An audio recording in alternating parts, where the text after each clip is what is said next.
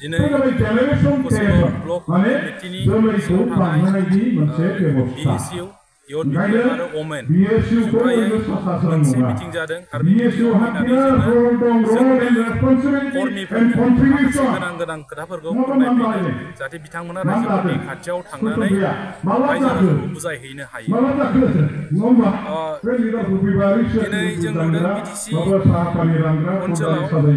UPPL party आरो दानि सरकारा प्रपागेन्डा खालामनायाव अपप्रचार खालामनायाव बिथांमोना नाम्बार 1 किन्तु खामानि मावनायाव 0 रायजो गोहोखौ हाथायाव खेबसे बिथांमोनखौ फैगौ इलेक्सनाव BTC गासिनि गासिबो रायजो राजाफोरा सदन होगोन बिथांमोननि थगायनायखौ स्टेटखौ रायजो राजाफोरा जों बेखौ जोंनि थरायनाय दङ आरो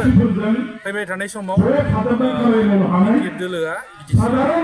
दागोन जोंहा रायजो राजाफोरनि जोंनि सायाव जाफोरनाय बिनिफ्राय जोङो रिसार्च खालामनो हागोन आरो जों दासान्दि फैगोन आगोलाव माखासे नेताफोर जोंनि BPF दोलोनिफ्राय माबानायखौ नुदों आरो बिथांमोना माखासे अजुहात होनानै जोंनि BPF दोलोआ महिलारि सानखौ खालामनो नाजादों। खोथाया बेनो जे BPF दोलोआव बिथांमोना कालेक्टिभ अपिनियन कालेक्टिभ डिसिसन जाया होनना बुंनो नागिरदों। हाग्रामा महिलारि साननि आरो BPF दोलोनि दाख्लै बावैसो बारलांनाय जोंना BTCनि बारग' चिफ आरो बारग' डिपुटि चिफ आरो भाइस प्रेसिडेन्ट BPF दोलोनि खाम्फा बरगयारी सारा बे खोथाखौ जों बुंनाय नुदों खिन्थु जोङो दुखु मोनदों थांनाय 10 बोसोराव जोङो मोनसे खोथाखौ BPF दोलोनि प्लेटफर्माव थानानै जों नुबोदों दि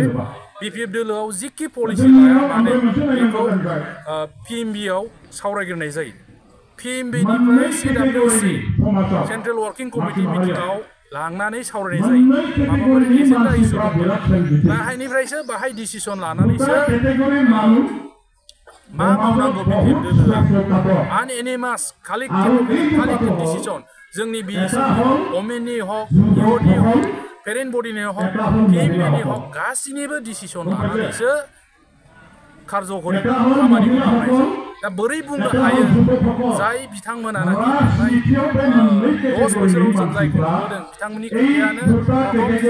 नलाव इस्टाब्लिश जायो न'नि बजिया प्लेटफर्माव बिथांमोननि खोथायानो बांसिन रज'यो बै बिथांमोना दिनै गुबुन मोनसे दोलोआव थांनानै BPF दोलोआव कालेक्टिभ डिसिसन जाया कालेक्टिभ अपिनियन ग्रहण जाया बे खोथाया बे प्रपागेन्डाया ओमफ्राय जोङो बेखौ दिनै जोंनि गासिबो कर्मि आरो BTC रायजो राजानो दिनैनि मिटिंनि गेजेरजों फोरमायबाय। गोजोन्थों।